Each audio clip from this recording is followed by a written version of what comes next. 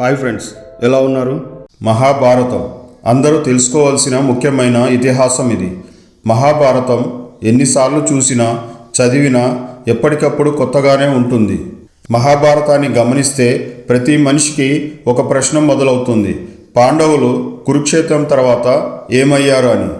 మనసుతో కథను అర్థం చేసుకుంటే అందులో ప్రతి పాత్ర నీ జీవితంలో ఉన్నట్లే అనిపిస్తుంది. కృష్ణుడు చెప్పిన గీత, చూపిన లీలలు, చేసిన పనులు ఇవన్నీ మనకు ఎంతో నచ్చుతాయి. ఈ తరం పిల్లలకు తప్పక చెప్పాల్సిన ఇతిహాసం మహాభారతం. అయితే కురుక్షేత్రం వరకే అందరికీ తెలుస్తుంది.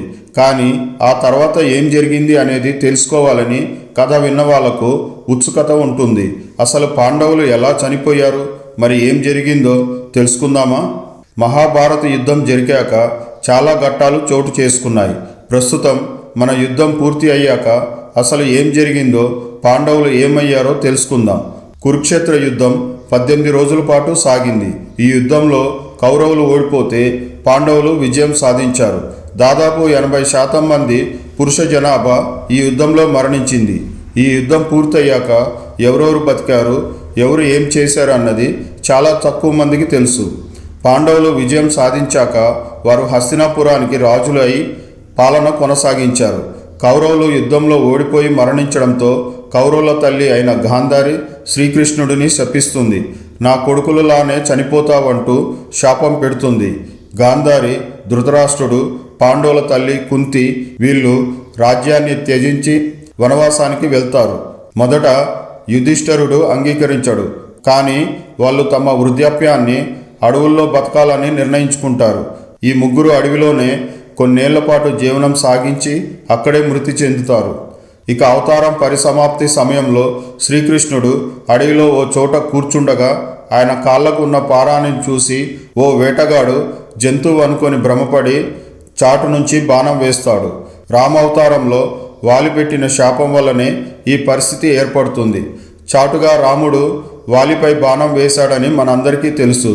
అప్పుడు వాలి రాముడికి కూడా అలాంటి చావు తప్పదంటూ శపిస్తాడు. మరొక అవతారంలో ఆ శాపాన్ని అనుభవిస్తానని రాముడు మాట ఇస్తాడు.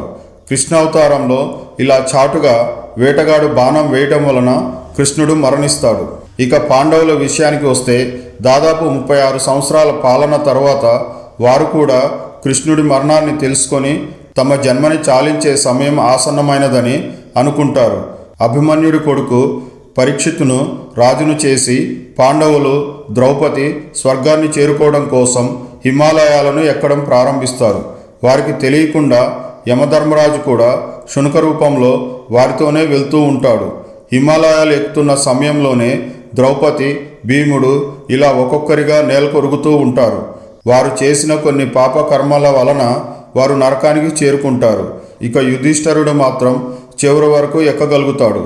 యుధిష్ఠిరుడు ఒక్కడు మిగిలిపోయిన తరువాత స్వర్గలోకాధిపతి ఇంద్రుడు ఆయనని స్వర్గలోకానికి తీసుకెళ్తారు. వీరంతా ఈ భూమిని విడిచిపెట్టాకే కలియుగం మొదలైందని చెప్తుంటారు. జై హింద్.